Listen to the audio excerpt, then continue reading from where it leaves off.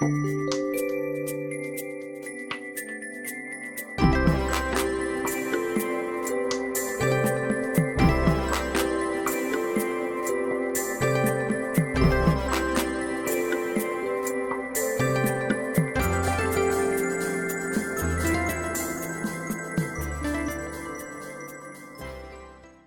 Leo.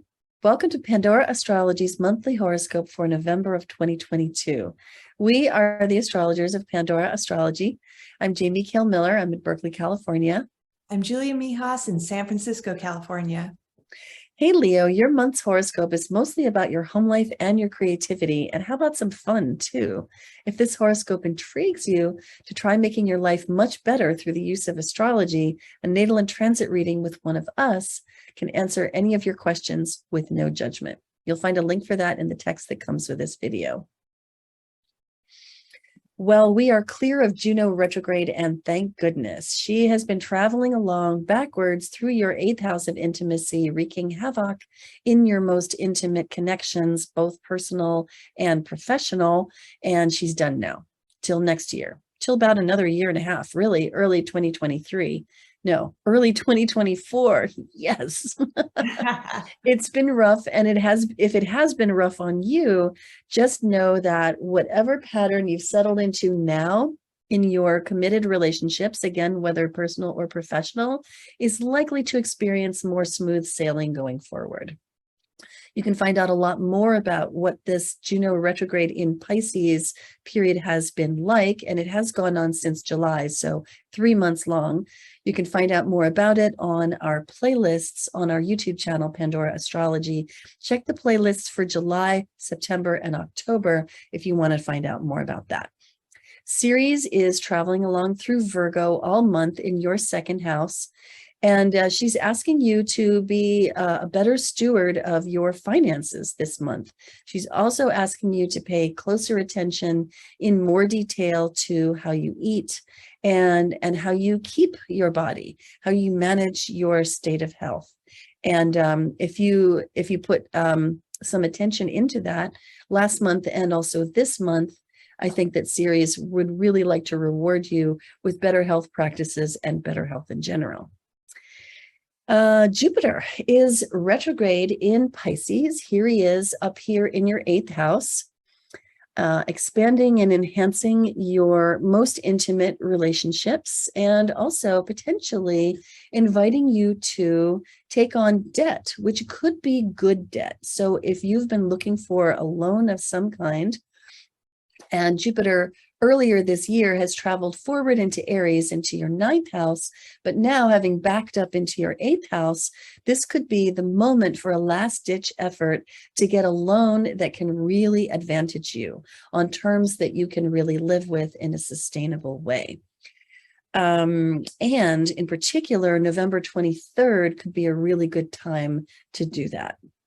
Now, remember, I'm not a financial advisor, so if you get a loan on November 23rd, it's not guaranteed to be awesome, but it does have a better chance of being awesome. Julia, I know you've got news about Mars retrograde. What about that stuff? Oh, big news, Leo, because Mars is retrograde all month, and he's going to be retrograde even for longer than that.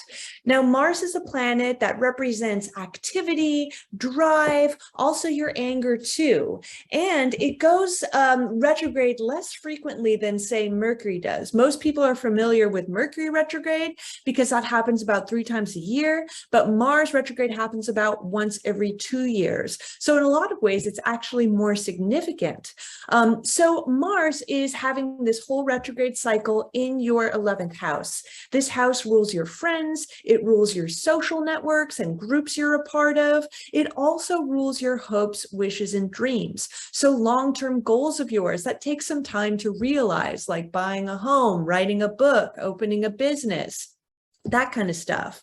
So having Mars retrograde in the 11th this month might be a time where you might have to take back some of your actions, especially with regard to your friends and social networks, or even towards some goal that you feel super, super driven to pursue right now. It's best to try to exercise a little bit of patience, and especially because Mars retrograde can really, really bring out tempers and feelings of frustration. Like you might just feel like the more you're driven towards this goal, the further away it seems to be in a lot of ways with Mars retrograde in this house. And since it's all happening in the sign of Gemini, the sign of communication, this might be a time where you have to take back some of your words, especially when it comes to your friends in your life or any social networks and groups you are a part of.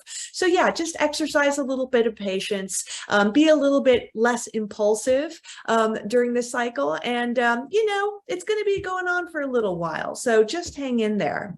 And after it's over, I think that it'll make things like feeling like you're achieving and moving a little bit more forward towards your goals will feel a little bit easier later on. Now, Mercury, the planet that rules our mind, it also rules communication, starts the month in your 4th house. So there's some activity going on in your 4th house, the house of family, home, and the past for the first half of the month, because there are going to be 2 planets in here, Mercury and Venus, but I'll start with Mercury first. So if Mercury represents your mind, if it represents your communication, your mind could be really preoccupied with things from the past during this transit. It also might be a time where you're communicating a lot more with your family members or the people that you live with, that you're thinking a lot more about your home environment. Maybe you're thinking, oh, I'd really like to buy a home, or I'd like to move, or, maybe there's some things I could do around the house that would make this house more homey to me. And on November 8th, this is going to be an important day to keep track of, because that's when Mercury is exactly conjoined the sun. We call that Greater Epiphany Day. It's a time of insights. So this is all happening in your 4th house. You could be having some insights and revelations about something that involves your past, or perhaps that involves your home life. Like you might finally kind of come to a conclusion like, oh yes, I do want to move now, or this is how I'd like to move forward in my home in some way too. Then on November 17th, Mercury enters your 5th house, by far the funnest house in the zodiac. It represents games, diversions, hobbies, dating, and your children too. So if you do have any kids after November 17th, you might be connecting and socializing with them a lot more with Mercury in the 5th house. It could also be a time where your mind just wants to be preoccupied with fun and games. It could be a little bit harder to get down and do some work if you've got a lot of work going on. And if you don't have kids, maybe you're thinking about it. Maybe you're talking about it with your partner or thinking about it for yourself, whether that's something that you want to do. And Mercury is a planet that loves playing games. And this is a house that rules games. So yeah, you might just be enjoying video games, word games, just kind of preoccupied with that kind of stuff. And then I said I'd say a few things about Venus, the planet of art, beauty, and relationships. Wherever we have her is where we find pleasure. The first half of the month, she's in that 4th house of yours, again, the past, family, and your home life. She's adding some pleasure to your home life during this transit, where you're going to really enjoy those quiet domestic routines, like hanging out at home, spending time with your family, cooking, painting a room, making your home more beautiful and more pleasurable. And it can be a time where you reflect on your past and feel more positively about it with Venus in the 4th house. Then after the 15th, Venus goes into your 5th house. Remember, the second half of the month, Mercury's in there as well. And this is a wonderful transit for dating if you happen to be single. It's also a great time for getting along well with your kids, because Venus brings harmony wherever she goes. And this is also going to be a time where you just want to have fun. You spent the first half of the month, hanging out at home, really enjoying that. Now you're going to want to go out there, maybe meet up with friends. The 5th house represents places of amusements. So that can be if there are any festivals going on, or bars or clubs or theaters, you could find yourself in those types of places, which is never a bad thing. So good. I'm going back to November 8th for the first of this month's moons. It's a full moon in Taurus, landing smack in your career house, number 10, with Uranus in the north node here. And the node is close enough to the moon to where this is actually not just an ordinary full moon, but an eclipse. And eclipses are times when we're forced to look at our shadow. We're forced to look behind us at the stuff that we don't really like to look at every day.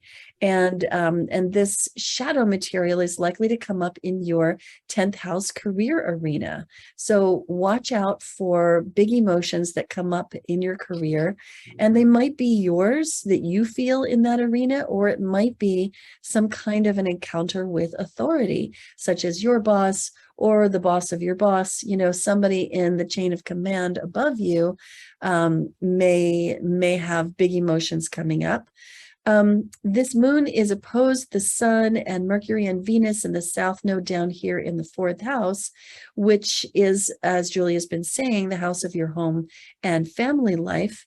And all of this energy and attention here in your 4th house means that you've got to balance that against career. This is a month in which your work-life balance really matters. So your home needs to be the kind of place where you can really rest deeply so that you can go out to work and contend without having big emotions get in the way and embarrass you. So the next thing that happens is that the sun gives us a change in seasons. That happens on November 22nd. Right here's the sun just entering Sagittarius, which is your 5th house, as Julia said, of children and fun and hobbies and games and things that you do for enjoyment, including love affairs. So when the sun moves into a new house, it's really good to bring your high quality attention to that arena and spread it around like sunlight so that things can thrive and develop there.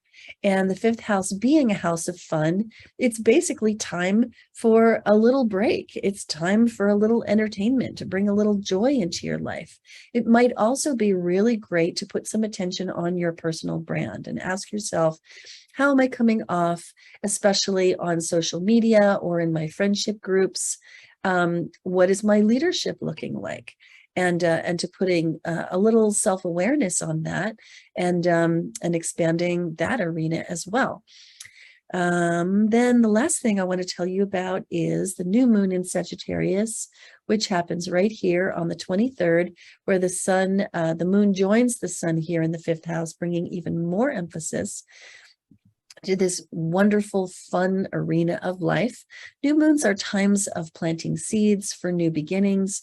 This particular moon is filled with joy and fun and bounce. That's because it's in Sagittarius to begin with, but it also has a lovely trine to Jupiter and a wisdom-enhancing trine to Pallas Athena as well. We're calling this one the wisdom of foolish hope because of the Sagittarian theme. Sagittarius is the archer, and when you overshoot, then, you might not hit that moon that you're aiming at in the sky, but where your arrow actually lands may be further than you could have imagined. This is a really great moon for imagining and dreaming up how you really want things to be and infusing that imagination with joy so that you can bring those things to pass. So a great moon for manifestation. Well, that's what we have for you today, Leo. Thank you for watching. And if you enjoyed this video, please be sure to like it, share it with your besties, and subscribe to our channel here on YouTube. You can find more about this month's moons and Mars retrograde on our website's forecast page at pandoraastrology.com. And on our website, you can book a reading with us or take a class. And until next time, we'll see you around the cosmos. Bye. Bye-bye.